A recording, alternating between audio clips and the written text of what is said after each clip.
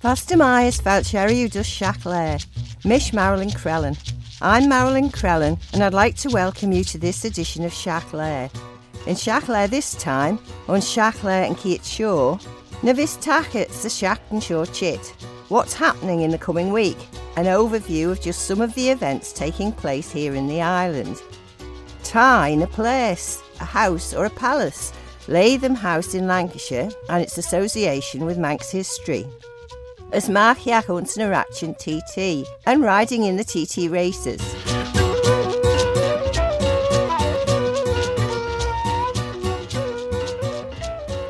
Praying the Keels 2024 started last Saturday. There's an event this evening, but it's limited spaces and fully booked, so we'll look at the final 2 days. Tomorrow, Friday the 24th of May, there's an evening stroll in Peel, meeting at Peel RNLI station at 7 o'clock.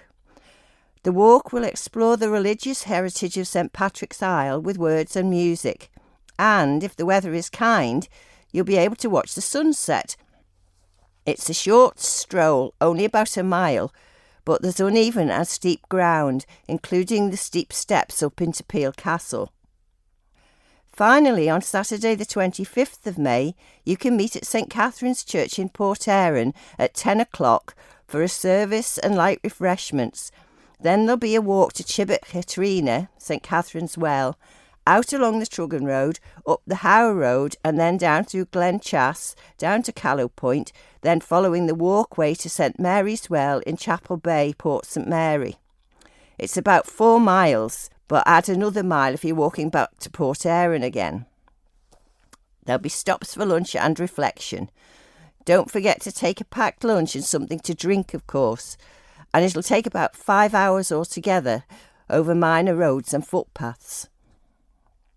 Russian Heritage Trust has an exhibition in its premises in Brideston Street each day from 10 a.m. to 4 p.m. Summer holidays in the south, which invites visitors to take a stroll down memory lane and recall some of the iconic sights and characters of the golden age of Manx tourism.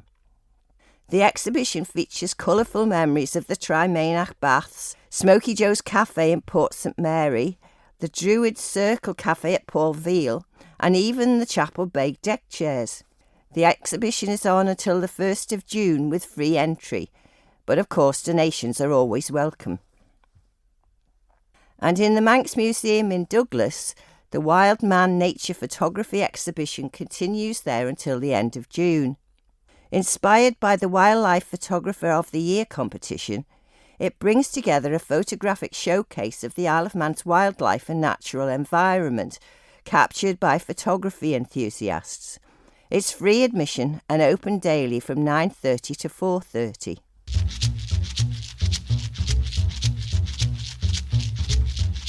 Tashin Clashin Jane Luchtai Stanlagh, Benton de Mannin, by Kerchi Jegas Queg, Treva Re Vannin as a Castellan, Currit and Regera June Stanlagh, as a Navlane, Vagent Re Vannin, Egan Kerry Re Inra J. Sawston, Inra Bolingbroke. Lurg de Ve Jinu Shavestan Nari Richard Machan Captain Yeren, Chawe Toshak de Yinu Shavestan Keru Inra, Unsani Heathen. Hammers Cummerly can Scansiol Ella, uns Cuatin Ree. Va June Stanlagh, na Navak Jail Luktai, Mishen she Evreshin Ilium, Ek Vavondation Virtuous Ested and Luktai. Ni I, Fust June Stanlagh, Rish Erinine Virchach, Isabella Lathom. As Hammers and Virtuous via Vua Huggy Lee Nis, and Tai Lathom uns Lancashire. Ek Lathom, Leis Orly de Rau Castle Foiach Horn ons Tren Main Eishach, ach va Castle Trogat as Clach Currit ons Inajay. Ons Kerchi Jeg Kerfid a Shejeg, Vichy and Luchtai Stanlagh de Lerach Vendelach for than a Smoo. Despite the name of the Stanley family's home as Lathom House in Lancashire, it had been developed into a substantial castle with 18 towers. It was surrounded by a wall 6 foot thick and a moat 8 yards wide. Its drawbridge was defended by a gateway tower, and in the centre of the site was a tall tower known as the Eagle Tower, connected with the coat of arms of the Stanleys with the eagle and child. It was such an imposing place that it was known as the Palace of the North.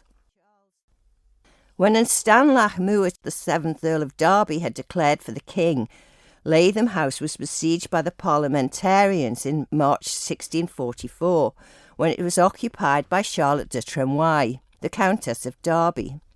She refused to surrender, saying, "Although a woman and a stranger, divorced from my friends and robbed of my estate, I am ready to receive your utmost violence, trusting in God for protection and deliverance."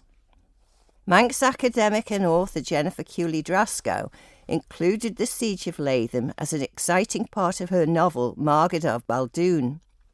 Since then, she's also written about Charlotte de Tremoille, and this is part of an interview with Jennifer at the time of the publication of the book, of which she tells us the title, and then something about Charlotte de Tremoille, including about the siege of Lathom.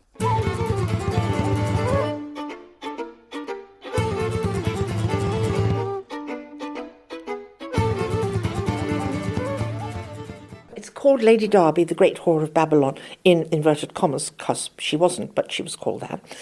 I do think she was a very unusual, forceful, outstanding woman. And in fact, at the time of the Civil War, her enemies, not only did they call her the Great Whore of Babylon, which was not a reflection on her morals, but on her religious principles. There was a local preacher who said, set ye against Babylon, attack her with all your arrows and come and watch her walls fall down. And in the attack of Lathom, people went out in their carriages to watch her walls fall down. Sadly, they didn't, because the garrison held them off. The garrison who had been smuggled in under cover of darkness by Lady Derby while she prolonged negotiations, which was a very clever thing to do. She got supplies and weapons and men in, so she had a garrison of 300 by the end, and they held them off. So the preacher was then rather crestfallen and sort of went home in his carriage, and everybody had to say, there. But he was the first one who called it the Great Whore of Babylon. Oddly enough, one of the few, or I would say the only, but one of the few groups who have not got it all wrong was Steeleye Span, because when they wrote their song, Babylon, I've been through all the words, and apart from the fact that they underestimated the size of the garrison, probably to make her look better, it is factual.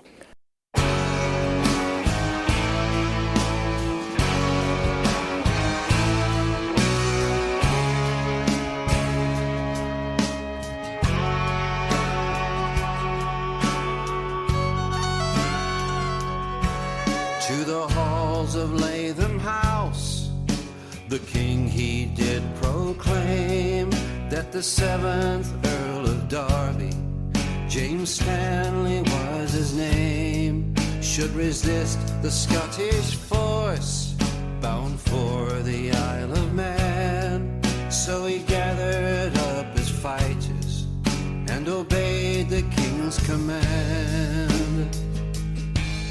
Well, the Countess was of noble blood, though not of royalty, yet brave and as intrepid as any man was she. So the house became a fortress, with her good lord now gone.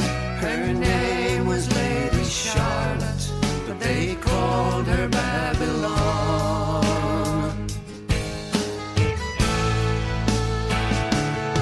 So put yourselves in line against Babylon, all ye that bend the bow against the crown. Train the gunner's sights against Babylon, till the eagle tower does fall, and the walls they are thrown down.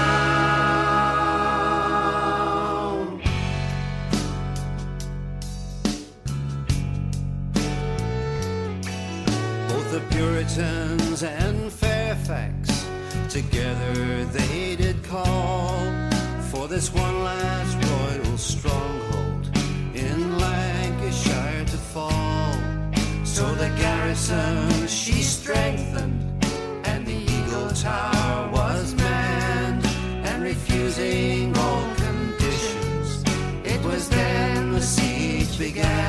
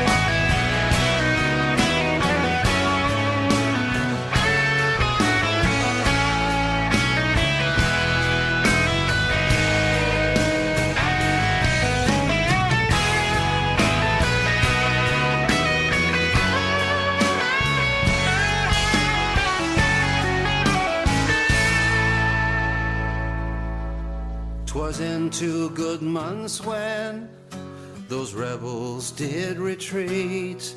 They were cast out from the earthworks and driven to defeat.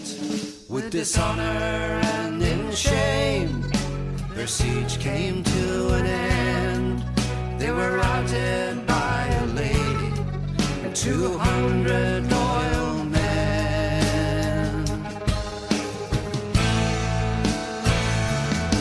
So put yourselves in line against Babylon, all ye that bend the bow against the crown, and train the gunners' sights against Babylon, till the eagle tower does fall, and the walls they are from. Put yourself in line against Babylon, all ye that bend the bow against the crown,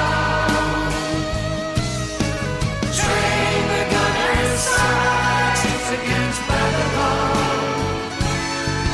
till the eagle tower does fall, and the walls they are thrown down. That song by Steeleye Span was written by Peter Knight, Maddie Pryor, Kenneth Nichol and Rick Kemp. Its full title is They Called Her Babylon. Jennifer mentions that the lyrics were accurate as to the events. To the halls of Lathom House, the king he did proclaim that the 7th Earl of Derby, James Stanlagh was his name, should resist the Scottish force bound for the Isle of Man. So he gathered up his fighters and obeyed the king's command. The Countess was of noble blood, though not of royalty, yet brave and as intrepid as any man was she. So the house became a fortress, with her good lord now gone. Her name was Lady Charlotte, but they called her Babylon. And the chorus. So put yourselves in line against Babylon, all ye that bend the bow against the crown, and train the gunners' sights against Babylon, till the eagle tower does fall, and the walls they are thrown down. Both the Puritans and Fairfax together they did call for this one last royal stronghold in Lancashire to fall. So the garrison she strengthened, and the eagle tower was manned, and, refusing all conditions, it was then the siege began. 'Twas in 2 good months when those rebels did retreat. They were cast out from the earthworks and driven to defeat. With dishonour and in shame their siege came to an end. They were routed by a lady and 200 loyal men. As Jennifer mentioned, the only bit that wasn't quite right there was that the garrison was of 300 men, not the 200 mentioned there, perhaps, as Jennifer suggests, to make Charlotte de Tremoille's defiance all the more dramatic. It is factual, and that's what I've tried to be, factual, because I think although she's not Manx, she's not an icon, and she would have sold the Isle of Man, quite sure she would. She has many qualities. She was extremely devout, she was extremely consistent, she was courageous to quite a risky and desperate degree. And also she never, after her exploits in the Civil War were concluded, she never referred to them again. And we have a great advantage when we study Lady Derby. But what women did at that period, because they couldn't go to war like men and go and conquer places, they networked, and they networked through correspondence. Her mother did it because her father died at the age of 38, and her mother had to deal with the estates and the politics and the religion and everything else. And her step-grandmother, Louise de Coligny, the 4th wife of William of Orange, did it. They networked like mad with their correspondence and achieved great things through it. And Lady Derby, to the end of her life, corresponded with her sister-in-law, who was also her first cousin.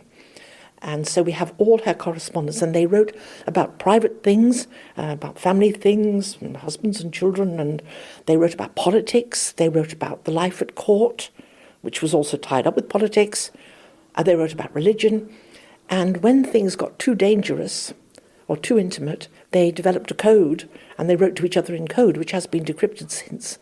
But we're very lucky in having that huge bulk of work that we can refer to. So it's just the facts.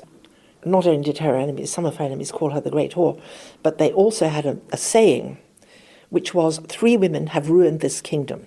Eve, who let evil into the Garden of Eden, you know, Janua Diabolis and the snake and all that, the serpent. Queen Henrietta Maria, who was meddlesome, prone to rages, had too much influence over King Charles I, was a papist, devout Catholic, and also French, which was enough to condemn her in the eyes of many English people at the time.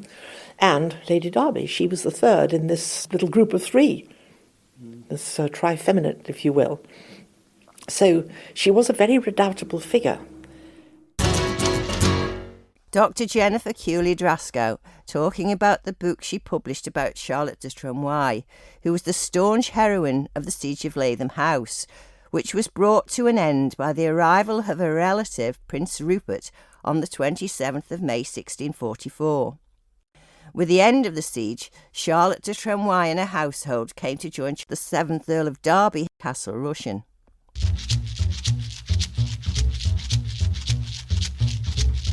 Carna Blina, to Ram Slyer jit vai Lancashire dus mannen, ha blue trevan tre turasach ege volk, as hu a mannen tausen and a heeti, vai na Belgian ons Lancashire, treva Ulian and William and Cardiff and Urch and Dunt Sunderland Sarah. Ni Iva mannen de Kinjach Shirasasen, de Vudiger in Imbach, Dach Chow Jana Erdvichen, Je Jerisarius Luniston. Ans naichi jeg quegus feed, for Abe main saury currit ebon, as Bing Egger, de hero stride a hackerton, hissen de kleine tullu keeti dus mannen, ons aan smoche and taurer.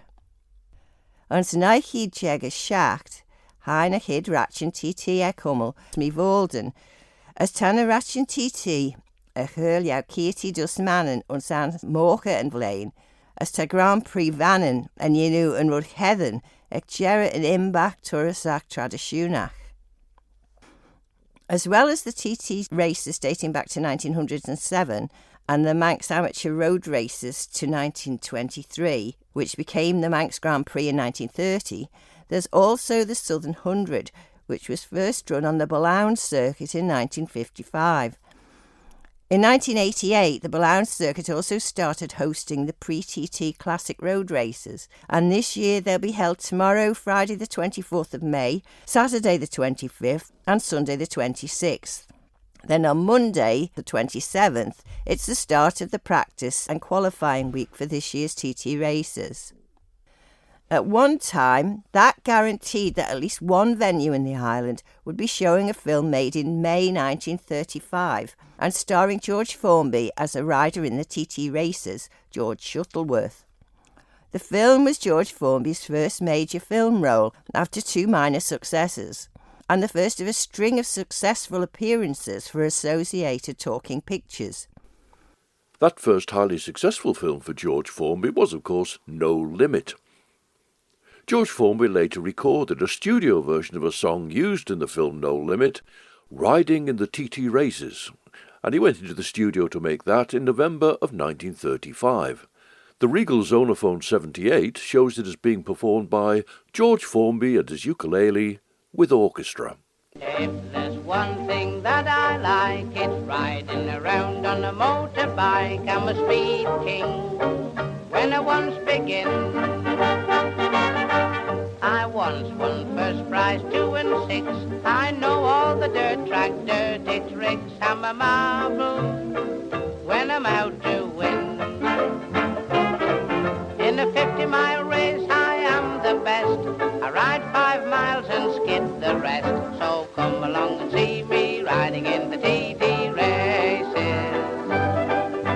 Easier than hopscotch, beating all the top-notch aces. In the film itself, George sings the song to a railway carriage crammed with passengers as they go from Wigan to Liverpool to catch the boat to the Isle of Man. A far lighter and cheerier version, this is how it sounded in the film. Come along and see me riding in the TT races. easier than hopscotch, beating all the top-notch aces. Once my pipe was hard to ride, but I didn't mind, until I found it hitched to scarabangs on behind. Everybody scaring, I am such a daring rider. My inside rattles when I go the pace. My ribs begin to shake about, there's all my spare parts sticking out. So come along and see me riding in the TV race.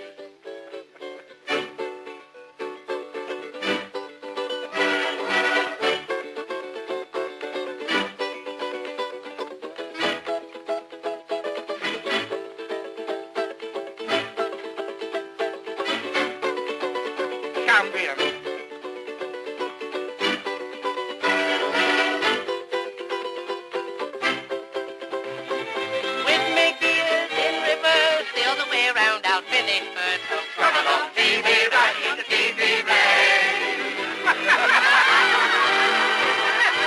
George Formby from the 1935 film No Limit. What may well have sunk the film in recent years is that George Formby performs one of the songs on the shore in Douglas as a black-faced minstrel. And then there's an exchange in which his landlady makes a blatantly racist remark. There's a point to the scene with George having tried to raise cash for himself, but then having to donate it to charity, leaving him without money again despite his efforts. Cutting the whole scene would leave a gap in the film, but leaving it in brings with it that racism, which is probably why the film is no longer being shown.